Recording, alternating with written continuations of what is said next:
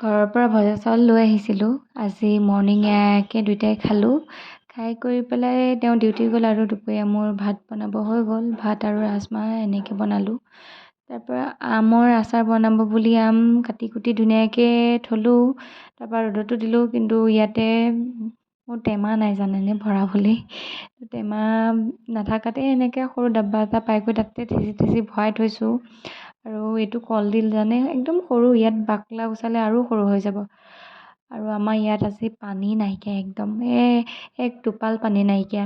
খাবৰ কাৰণে বা পানী হৈ যায়, বাট বাচন ধুব, গা ধুব, কাপোৰ ধুব এইবোৰৰ কাৰণে পানী নাইকিয়া হ'ল। তাৰপৰা গাড়ী আহিছে, চবেই পানী আনিব দৌৰিছে ধুমাধুম। মই খোৱা পানী আনিলোঁ আৰু এওঁলোকে চবেই মিলি কৰি পেলাই গা ধুবৰ কাৰণে বাল্টি তেনেকৈ পানী লৈ আহিলে। আৰু তাৰপিছতে চব গ'ল, আকৌ লাইন নোহোৱা হ'ল। মানে বতৰ বেয়া, লাইট কাটি দিলে। আজি মানে কিমান কি হোৱা নাই যে, আৰু মানে মাথাই বেয়া হৈ গৈছেগৈ। তাৰপৰা আৰু ৰাতি ভাত পানী বনাব লৈছোঁ। তেনেকুৱাতে ঘপককৈ মনত পৰে, চাকি পোহৰত পঢ়িছিলোঁ মানে, তেতিয়া চাকিৰ পৰা এটা সৰু সৰু ক'লা ক'লা গুটি গুটি টাইপ কিবা ওলাই, সেইটো মোহাৰি পেলাই ধুমাধুম মানুহ আকৌ কিবা কৰোঁ, হাতে মোহাৰি থওঁ, এনেকুৱা কিবা কিবি কাহিনী মনত পৰিলে সেইবিলাকেই মনত পৰি পূৰা হাঁহি আছিলোঁ।